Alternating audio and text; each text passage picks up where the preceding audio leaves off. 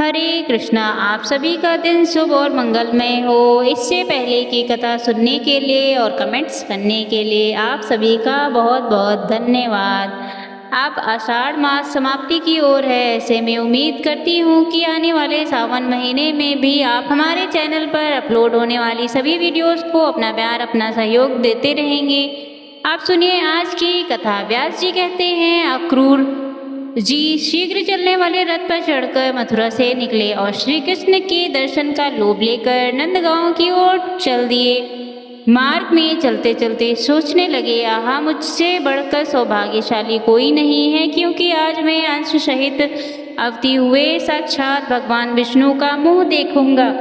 आज मेरा जन्म सफल हुआ और आने वाला प्रभात बहुत ही सुंदर होगा, क्योंकि मैं विकसित कमल के समान नेत्रों वाले भगवान विष्णु मुख का दर्शन कर सकूंगा, जो स्मरण अथवा ध्यान में आकर भी मनुष्यों के सारे पाप हर लेते हैं। वही कमल सदृश नेत्रों वाला श्री विष्णु का सुंदर मुख आज मुझ में देखने को मिलेगा, जिससे संपूर्ण वेद और वेदांग का प्रादुर्भाव हुआ और जो देवताओं के लिए सर्वश्रेष्ठ आश्रय है।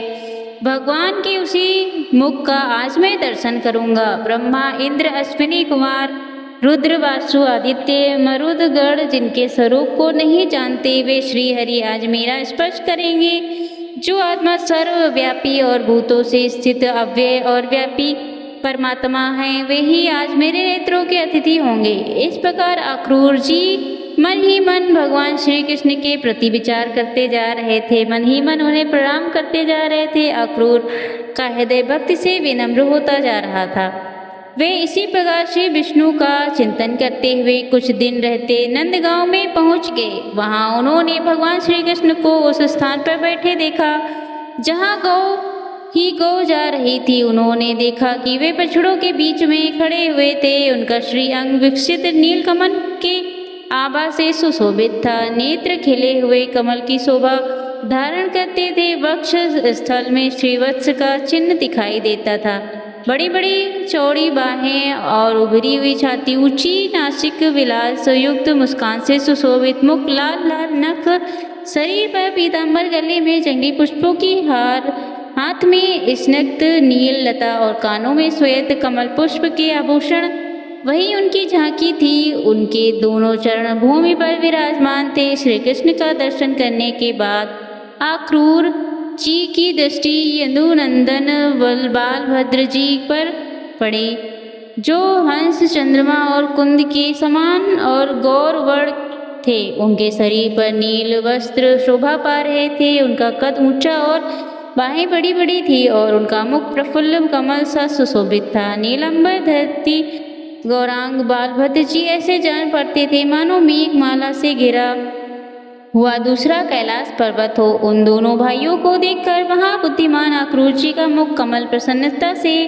खिल उठा। संपूर्ण शरीर में रोमांच छा गया और वे मन ही मन इस प्रकार कहने लगे, इन दोनों बंधुओं के रूप में यहाँ साक्षात भगवान विष्णु विराज रहे हैं। यही वह परम धाम है, यही वह परम पद है और अनंत मूर्ति भगवान आज ही मेरे हाथ का स्पर्श करके उसे शोभा संपन्न बनाएंगे। इन्हीं भगवान की उंगलियों के स्पर्श से संपूर्ण पाप नष्ट हो जाने के कारण मनुष्य उत्तम उत्तम सिद्धि प्राप्त करते हैं और अश्विन कुमार, रुद्र, इंद्र, वासु आदि देवता प्रसन्न होकर उन्हें उत्तम वर देते हैं।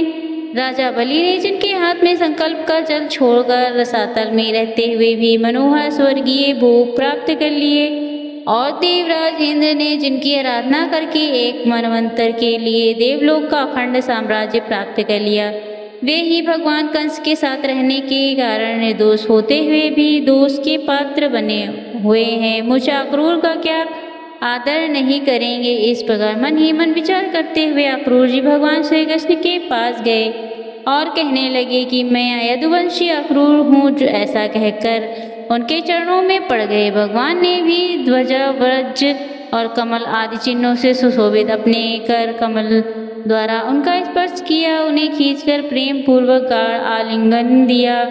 फिर बलराम और श्री कृष्ण ने उनसे बातचीत की, उनके साथ लेकर अपने भवन में चले गए। परस्पर प्रणाम आदि के बाद अक्रूर ने दोनों भाइयों के साथ बैठकर भोजन किया। यथा योग्य उनसे सब बातें निवेदन की। दुर्मात्मा दानव कंस ने वसुदेव और देवकी जी को जिस प्रकार धमकाया था, उग्रसेन के प्रति जैसा उसका बर्ताव था और जिस उद्देश्य से कंस ने उन्हें ब्रज में भेजा था, वह सब विस्तार से साथ कह सुनाया।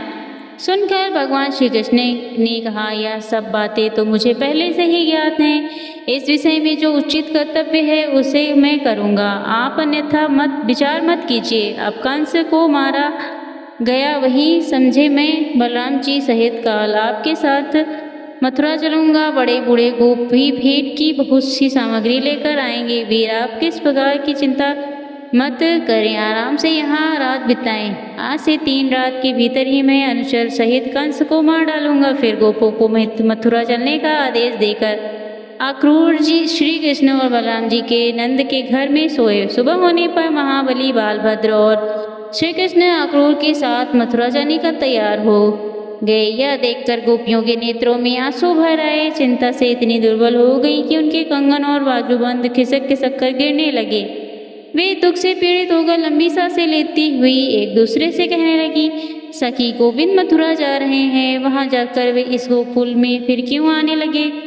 वहां तो अपने कानों द्वारा नगर की स्त्रियों मधुर वार्तालाप का रसपान करेंगे। नगर की नारियों के विलासपूर्ण वचनों में जब इनका मन आसक्त हो जाएगा, तब फिर से गांव के रहने वाले इन गंवार गोपियाओं की ओर उनका झुकाव भला कैसे हो सकेगा? है श्री हरि संपूर्ण ब्रज के प्राण थे, इन्हें छीनकर दुरात्मा और निर्दयी विधाता ने हमें गोपिकाओं पर निष्ठुर प्रहार कर दिया। नगर युवतियां भाव भरी मुस्कान के साथ बात करती हैं। उनकी गति में लालित्य है, वे कटाक्षपूर्ण नेत्रों से देखते हैं। अतः यह हम लोगों के पास भला क्यों आने लगे? यह देखो गोविंद रथ पर बैठकर मथुरा जा रहे हैं। अक्रूर ने उन्हें चकमा दे दिया। क्या इस निर्दयी को प्रेमी जनों की मानसिकता वेदना का अनुभव नहीं, जो यह हमारे नैनाद गोविंद को अनित्र के लिए जा रहे हैं? गोविंद भी तो आज देखिए अत्यंत निष्ठुर हो गए हैं। ये देखो बलराम जी के साथ रथ पर बैठकर चले जा रहे हैं। अरे इन्हें रोकने में विशेषज्ञता करो। ये क्या कहती हो? गुरुजनों के सामने हमारा कुछ बोलना उचित नहीं। अरे हम तो यह ही विरह की आग में जल रहे हैं। अब भला यह गुरुजन हमारा क्या कर लेंगे?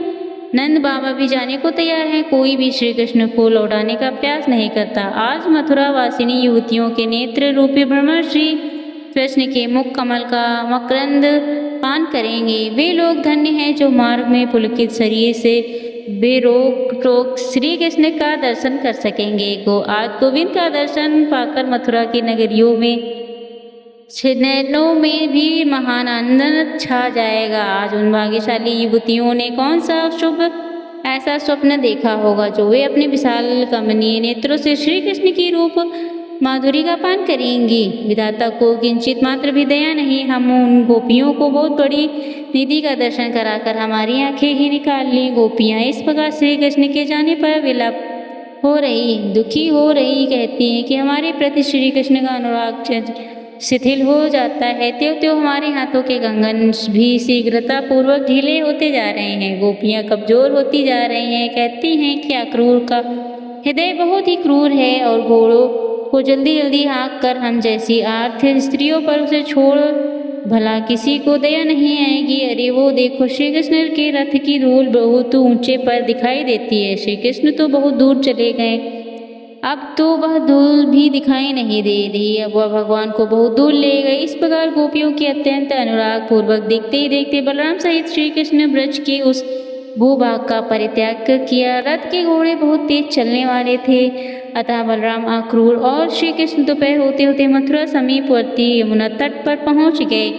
तब अक्रूर ने श्री कृष्ण से कहा, आप दोनों भाई ये रथ पर बैठे रहें, तब तक मैं यमुना के जल में नैतिक स्नान और पूजन कर लेता हूँ। तब श्री कृष्ण ने बहुत अच्छा कहकर उनकी बात मान ली। परम बुद्धिमान अक्रूर ने यमुना के जल में प्रवेश करके स्नान और आचमन किया। फिर वे परम ब्रह्मा का चिंतन करने लगे। उन्हें जल के भीतर सहस्त्र फनों से युक्त बालभद्र जी दिखाई दिए। उनका शरीर कुंद के समान गौर और नेत्र कमल पत्र के समान विशाल थे। वासुकी तथा डिम्ब आदि बड़े बड़े नाग उन्हें घेरे हुए स्तुति कर रहे थे। गले में सुसंगीत वरमाला उनकी शोभा पा रही थी। वे 2-3 नील वस्त्र और सुंदर कर्णभूषण धारण किए बड़े मनोहर गोडलों मारे जल के भीतर विराजमान थे। उनकी गोद में भगवान श्री कृष्ण दृष्टिगोचर हुए, जो सरज मेघ के समान श्याम किंचित ललिमा युक्त विशाल नेत्रों वाले, चतुर्भुज सुंदर और चक्र आदि आयुध से विभूषित थे।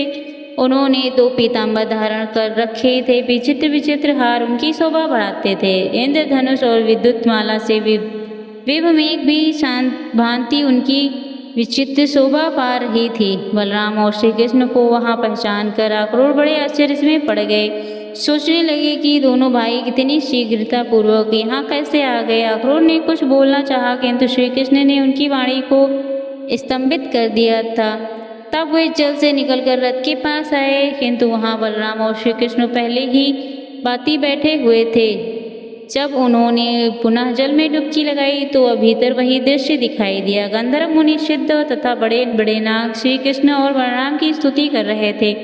यह सब देखकर दानपति अक्रूर को वास्तव में रहस्य का पता लग गया कि पूर्व विज्ञान में भगवान अच्युत की सृष्टि करने लगे। इस प्रकार जिनका सत्ता मात्र स्वरूप है, महिमा अचिंत है, जो सर्वत्र व्यापक हैं, जो कारण रूपी एक किंतु कार्य रूप अनेक हैं, उन परमात्मा को बारंबार नमस्कार है। एकमात्र आप ही भिन्न भिन्न रूप धारण करके अपनी भिन्न शक्तियों से इस जगत की रक्षा करते हैं। आप ही विश्व की सृष्टि करते हैं। आप ही प्रलयकालीन सूर्य होकर संपूर्ण जगत का संहार करते हैं। आज यह गुण मक कुमकुम है, अक्षत है, वह आपका स्कस्त रूप है। वही सत्य असत और ज्ञानात्मक आपके उस स्वरूप को प्रभु मेरा प्रणाम है। संघर्षण संज्ञा धारण करने वाले आपको नमस्कार है। प्रद्युमन कहलाने वाले आपको नमस्कार है, और अग्निरुद्ध नाम से पुकारे जाने वाले आपको नमस्कार है। इस प्रकार जल के भीतर यदुवंशी अक्रूर ने सर्वेश्वर श्री कृष्ण की स्तुति करके मानसिक और धूप और पुष्पों द्वारा उनका पूजन किया। अन्य विषयों का चिंतन छोड़कर मन को उन ब्रह्मभूत परमात्मा में लगाकर दीर्घ काल तक ध्यान किया। फिर समाधि से विरत होकर अपने आपको कृतज्ञ मानते हुए यमुना जल से निकलकर वे पुनः रथ के समीप आए। आने पर उन्होंने बलराम और श्री कृष्ण को पहले की तरह बैठे देखा। अक्रूर ने जी दो नेत्रों से विस्मय का आभास हो रहा था, जिसे देखकर श्री कृष्ण उनसे कहने लगे, अक्रूर जी, आपने यमुना के जल में कौन सी आश्चर्य की बात देख ली जो आपके नेत्र आश्चर्यचकित दिखाई देते हैं। श्री कृष्ण की बात सुनकर अक्रूर जी बोले, अच्युत, जल के भीतर मैंने जो आश्चर्य देखा उसे यही आपने मूर्तिमान बैठे देखता हूँ। यह परम आश्चर्यमय जगत जिन महात्माओं का स्वरूप है, उन्हीं आश्चर्य स्वरूप आपके साथ मेरा समागम हुआ। हे मधुसूदन, अब इस विषय में आप अधिक कहने की क्या आवश्यकता। चलिए मथुरा चले। मैं कंस से डरता हूँ, जो दूसरों के टुकड़ों पर जीवन निर्वाह करने वाले हैं। उन मनुष्यों के जन्म को धिक्कार है। ऐसा कहकर अक्रूर ने घोड़ों को हाँक दिया और सायंकाल के समय मथुरापुरी में वे सब जा पहुँचे। मथुरा को देखकर अक्रूर ने बलराम और श्री कृष्ण से कहा, महापराक्रमी वीरों, अब आप लोग पैदल चलिए रथ से, जो मैं अकेला ही जाऊंगा। मथुरा में पहुंचकर आप दोनों वासुदेव जी के घर मत जाइए, क्योंकि आपके ही कारण वह बेचारा बूढ़ा कंस के द्वारा सदा अपमानित होता है। ऐसा कहकर अक्रूर मथुरापुरी में चले गए। बलराम और श्री कृष्ण पुरी में पहुंचकर राजमार्ग पर आ गए। उस समय नगर के सभी स्त्री पुरुष आनंदपूर्ण नेत्रों से उन्हें निहार रहे थे। वे दोनों वीर तरण हाथियों की भांति लीला पूर्वक चल रहे थे। घूमते घूमते उन दोनों भाइयों ने कपड़ा रंगने वाले एक राजक को देखा। उससे अपने शरीर के अनुरूप सुंदर वस्त्र मांगे। वह राजा कंस का राजक था। राजक की कृपा पाकर उसका अहंकार बहुत बढ़ गया था। उसने बलराम और श्री कृष्ण के प्रति ललकार कर उनके अनेक अपेक्षित युक्त कटु वचन कहे। उस दुरात्मा रजक का बर्ताव देखकर श्री कृष्ण कुपित हो उठे। उन्हें थप्पड़ से मारकर उस रजक का मस्तक पृथ्वी पर गिरा दिया। उसे मारकर बलराम और कृष्ण ने उसके सारे वस्त्र छीन लिए और अपनी रुचि के अनुसार पीले और नीले वस्त्र धारण करके वे बड़ी प्रसन्नता के साथ माली के घर गए। उन्हें देखते ही माली के नेत्र आनंद से खिल उठे। वह अत्यंत विस्मित होकर मन ही मन सोचने लगे, यह दोनों किसके पुत्र हैं, कहाँ से आए हैं? एक के अंग पर पीताम्बर शोभा पाता है और दूसरे के शरीर पर नीलांबर। दोनों ही अत्यंत मनोहर दिखाई देते हैं। उन्हें देखकर माली ने समझा शायद तो देवता इस भूतल पर उतरे हैं। उन दोनों भाइयों के मुख कमल फलित दिखाई देते थे। माली ने दोनों हाथ पृथ्वी पर फैलाकर सिर से पृथ्वी का स्पर्श करते हुए साष्टांग प्रणाम किया और कहा, नाथ आप दोनों बड़ी कृपा करके मेरे घर पधारे हैं। मैं तो धन्य हो गया। अब मैं पुष्पों से आप दोनों की पूजा करूंगा। ऐसा कहकर उसने रुचि के अनुसार फूल भेंट किए। वह सुंदर है, ये मनोहर है। ऐसा कहते हुए उसने उसके मन में फूलों के प्रति आकर्षण पैदा किया और जो जो उन्हें पसंद आया वह सब दे दिया। प्रायः सभी फूल मनोहर, निर्मल और सुगंधित थे। श्री कृष्ण ने भी प्रसन्न होकर माली को वर दिया, भद्र मेरे अधीन रहने वाली लक्ष्मी तेरा कभी त्याग नहीं करेगी। सौ में तेरे बल और धन की कभी कमी नहीं होगी। तब तक यह पृथ्वी जब तक सूर्य रहेंगे तब तक तेरे पुत्र पौत्र आदि वंश परंपरा कायम रहेगी। बहुत से भोग भोग कर अंत में तेरी मेरी कृपा से तुझे स्मरण करते हुए दिव्य लोक प्राप्त करेगा। भद्र तेरा मन हर समय धर्म में लगा रहेगा। ऐसा कहकर बलराम सहित श्री कृष्ण माली द्वारा पूजित होकर उसके घर से चल दिए।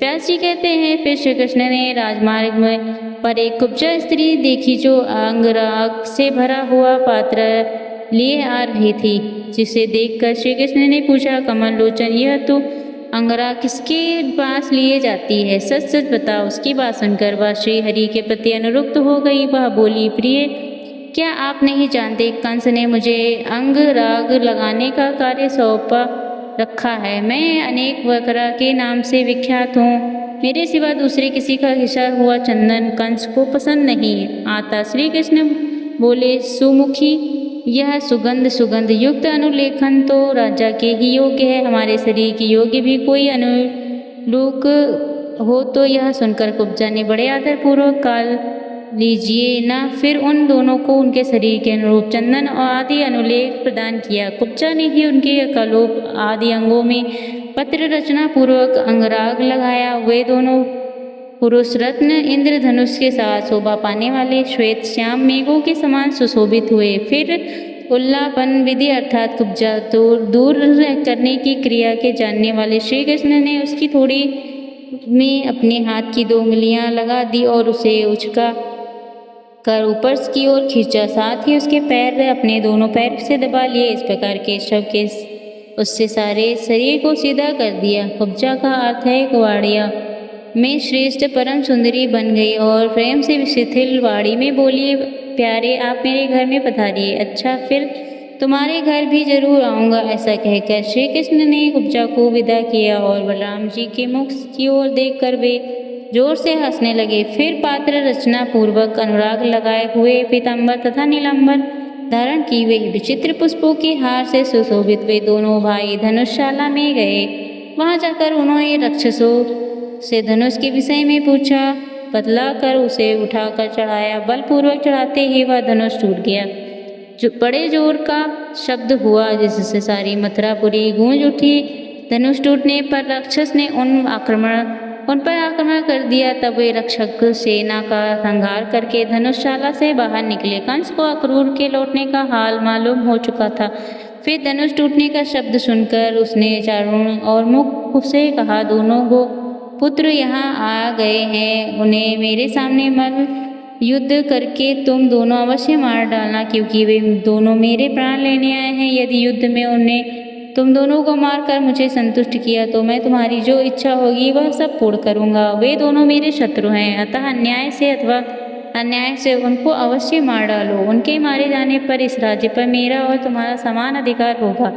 इस प्रकार उन दोनों मल्लों को आदेश देकर कंस ने हाथी वाला और उच्च स्वर से कहा, महावत जो कवलिया पीड़ हाथी को मतवाला करके रंगभूमि के द्वार पर खड़ा रखना। जब दोनों गोप पुत्र मल युद्ध के लिए आए तब उन्हें द्वार पर ही मरवा डालना। महावत को यह आज्ञा देकर कंस ने देखा रंगभूमि में सब और यथा योग्य मंच लग रह गए हैं। यह सब सूर्योदय की प्रतीक्षा करने लगे। उसकी मृत्यु समीप आ गई थी। सुबह होने पर सब मंचों पर नागरिक गण आ विराजे। जो मंच केवल राजाओं के लिए बिछे हुए थे वहाँ भिन्न भिन्न स्थानों के राजा अपने सेवकों सहित आ बैठे। जो लोग मल्लों की जड़ को चुनाव करने वाले थे उन्हें कंस रंगभूमि के बीच में अपने पास ही बिठाया। वह स्वयं भी बहुत ऊंचे मंच पर विराजमान था। निवास की स्त्रियों के लिए अलग मंच लगे हुए थे और नगर की स्त्रियों के लिए अलग लगे हुए थे। नंद आदि गोप दूसरे मंचों पर विराजमान थे। अक्रूर और वासुदेव मंचों के किनारे खड़े थे और बेचारी देवी की वह तो नगर की स्त्रियों के बीच में खड़ी थी।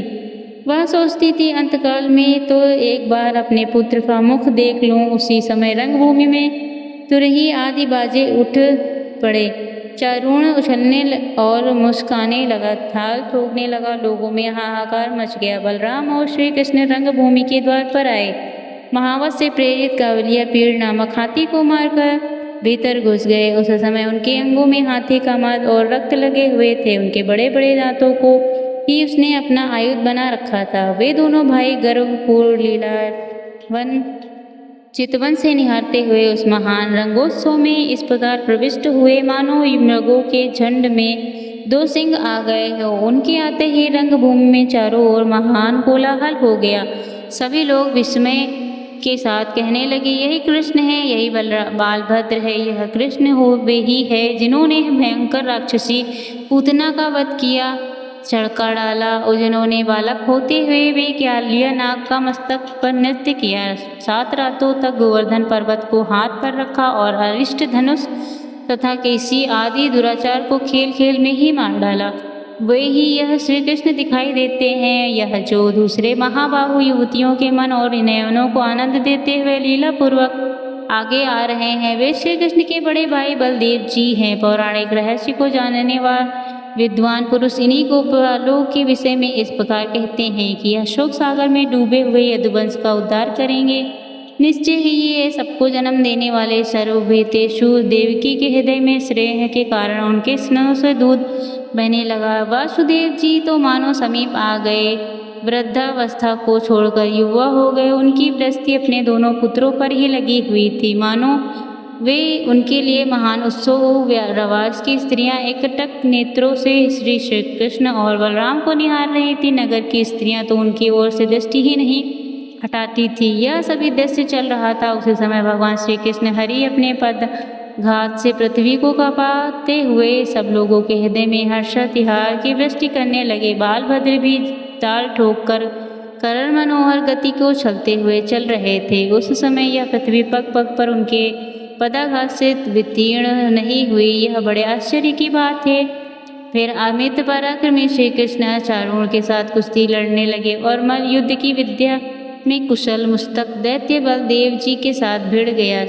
श्री कृष्ण चारुण के साथ परस्पर भिड़ कर नीचे गिराकर उछाल कर फूंसे और वृक्ष की समान कोहनी से मारकर पैरों से ठोकरें देकर तथा एक दूसरे के शरीर को रगड़ कर लड़ने लगे। इस तरह दोनों के बीच भारी युद्ध हुआ। जगत में श्री कृष्ण उनके साथ लीला पूर्वक युद्ध करने लगे। वह परिश्रम से थक गया था अतः क्रोध पूर्वक श्री कृष्ण के हाथ पर हाथ मार रहा था। कंस ने देखा श्री कृष्ण का बल तो बढ़ रहा है, चारों ओर थकता जा रहा है। कुपित होकर उसने बाजे बंद करा दिए। उसी समय आकाश में देवताओं के अनेक प्रकार के बाजे बज उठे। अदृश्य भाव से खड़े हुए देवता हर्ष में भरकर भगवान की स्तुति करते हुए बोले, केशव चारुण दानों को मार डालिए, गोविंद आपकी जय हो। तब श्री कृष्ण देर तक चारुण के साथ खिलवाड़ करते रहे और उसे मार डालने के लिए सचेत हुए और दैत्य को उठाकर आकाश में घुमाने लगे। घुमाते ही समय ही उस दैत्य के प्राण पखेरु उड़ गए। भगवान ने उसे 100 बार घुमाकर पृथ्वी पर पटक दिया। चारुण के 100 टुकड़े हो गए। उसके रक्त की धारा से अखाड़े में गहरी कीचड़ हो गई। वहाँ बलदेव जी उतनी देर तक मुठ के साथ युद्ध करते रहे। अंत में उन्होंने भी उस दैत्य के मस्तक पर मुक्के का प्रहार किया और छाती में घुटने से आघात करके उसे पृथ्वी पर गिरा दिया। यह देखकर कंस की आंखें क्रोध से लाल हो गईं। उसने अपने सेवकों की आज्ञा दी कि दोनों ग्वालों को बलपूर्वक रंगशाला से बाहर निकाल दो। पापी नंद को भी पकड़कर तुरंत बेड़ियों में जकड़ दो। वासुदेव को भी उसकी वृद्धा का विचार न रखते हुए कठोर दंड देकर मार डालो। यह जो ग्वालबाज श्री कृष्ण के साथ उछल रहे, इन सबकी गवें छीन लो और इनके घर में जो कुछ भी है संपत्ति उसे लूट लो। कंस को इस प्रकार आदेश देख भगवान मधुसूदन हंस पड़े। उछलकर मंच पर जा चढ़े। राजा का मुकुट पृथ्वी पर गिर पड़ा। श्री कृष्ण ने केस पकड़ लिए और पृथ्वी पर गिराकर स्वयं भी उसी पर कूद पड़े। वे संपूर्ण जगत का भार लेकर उसके ऊपर कूदे थे, इसलिए उसके प्राण निकल गए। उग्रसेन कुमार राजा कंस संसार से चल बसा। मरने पर श्री कृष्ण ने उसके मस्तक के बाल पकड़कर उसके शरीर को रंगभूमि में घसीटा। कंस के पकड़े जाने पर उसका भाई सुनामा क्रोध में भर कर आया, किंतु बालभद्र जी ने उसे खेल ही खेल में मार गिराया। मथुरा का मजार कंस श्री कृष्ण के हाथ से अवहेलना पूर्वक मारा गया। यह देखकर रंगभूमि में आए हुए सभी लोग हाहाकार करने लगे। फिर श्री कृष्ण ने शीघ्र जाकर वासुदेव और देव की चरण पकड़ लिए। बालदेव जी ने उनका साथ दिया। वासुदेव देव की श्री कृष्ण को उठाया और जन्म काल में उन्होंने जो बातें कही थी उन्हें याद करके स्वयं ही प्रणाम करने लगे। वासुदेव जी बोले, देव देवेश्वर, आप मुझ पर प्रसन्न हुए। प्रभु, आप देवताओं में सर्वश्रेष्ठ हैं। केशव, हम दोनों पर कृपा करिए। हम दोनों का आपने उद्धार किया है। हमारी आराधना से भगवान ने जो दुराचारी दैत्यों का वध करने के लिए हमें घर में अवतार लिया, इससे हमारा कुल पवित्र हो गया है। सर्वात्मक भूतों का अंत है, आप में ही सबका प्रलय होता है। आप समस्त प्राणियों के भीतर विराजमान हैं। आपसे ही भूत भविष्य की प्रवृत्ति हुई है। आपके प्रति परमात्मा भाव को हटाकर जो मेरा और देवकी का मन पुत्र स्नेह के कारण आपकी ओर जाता है, यह हमारे लिए अत्यंत विडम्बना है। कहाँ तो आप संपूर्ण भूतों के कर्ता और अनादि और अनंत परमेश्वर हैं, कहाँ हमारी इस मानवीय जीवा का आपको पुत्र कहकर पुकारना। और जिनके भीतर समस्त चराचर जगत प्रतिष्ठित है, वे किसी मनुष्य भला कैसे उत्पन्न हो सकते हैं? किसी नारी के गर्भ में कैसे शयन कर सकते हैं? हे जगन्नाथ, जिनसे यह संपूर्ण उत्पन्न हुआ है, वे आप माया के सिवा किसी युक्त से मेरे पुत्र हो सकते हैं। परमेश्वर, आप प्रसन्न होइए, इस विश्व की रक्षा कीजिए। आप मेरे पुत्र नहीं, ईश्वर। ब्रह्मा से लेकर बच्चे संपूर्ण जगत आपसे ही उत्पन्न हुआ है। परमात्मा, आप हमारे मन में मोहक भला क्यों उत्पन्न करते हैं?